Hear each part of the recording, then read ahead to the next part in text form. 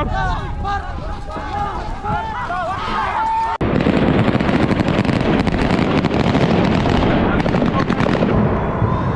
كوسا وتا إيه الله أكبر الله أكبر يا موت يا موت.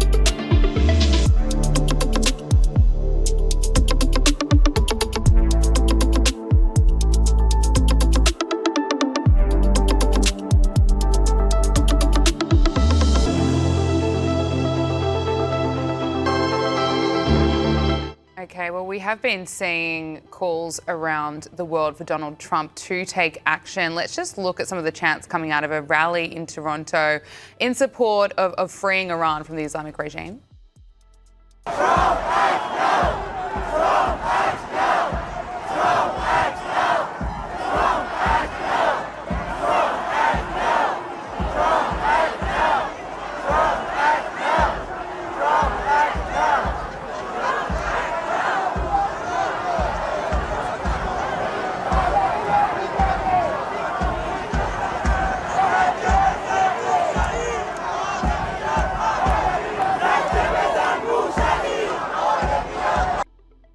So if we do see action being taken, how successful would it be in destabilising the regime? I think any action taken is likely to destabilise the regime. The question is not how vulnerable the regime itself is, it's what replaces it. It's hard to see the sort of government, open society coming to Iran quickly that protesters would like. But we need to understand, Gabrielle, that we've had tens of thousands, hundreds of thousands of brave protesters taking to the street at real risk of life. There have been many thousands killed, possibly tens of thousands. It's hard to confirm numbers. Possibly the worst loss of life to protesters since the Islamic Republic was formed in 1979 during the revolution. So people are desperate. They're prepared to gamble a US intervention. Historically, they would have rejected this and called it imperialist, but many are now saying, bring it on. Let's just do something to try and break the deadlock and bring about change.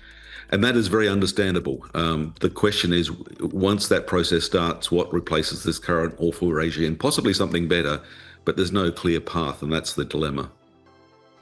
On those protesters, and it was horrific to see so many killed. We don't know the exact number. One Iranian protester whose family were told that he faced the death penalty has reportedly been released. Iranian protester Irfan Sultani has been released on bail just days after the US warned that he was facing execution, a claim that Tehran has denied. But according to his lawyer, the 26-year-old was freed over the weekend after a bail payment of around $12,000. He was arrested during nationwide protests earlier this year for propaganda against the state and national security forces. What's your assessment of why he was released? I think it shows that pressure from the US does make a difference, but it's double-edged. What the regime is saying, and they control the internet and they control, vast disinformation capacity, is that all of the protesters are driven by foreign agents, by the US and by Israel. And so here's the dilemma. When the US says, the president says we stand with the protesters, it sort of reinforces that message. But I do think that these releases, and there's only, not the single case, there have been others amidst all sorts of horrible cases of execution, summary death. It does show that US power makes a difference. The question now is, how can that US power be used in a way that gets the maximum good without risking too much? Global Islamic Politics Chair at Deakin University, Professor Greg Barton, thank you so much for joining us. We really appreciate it. Thanks very much.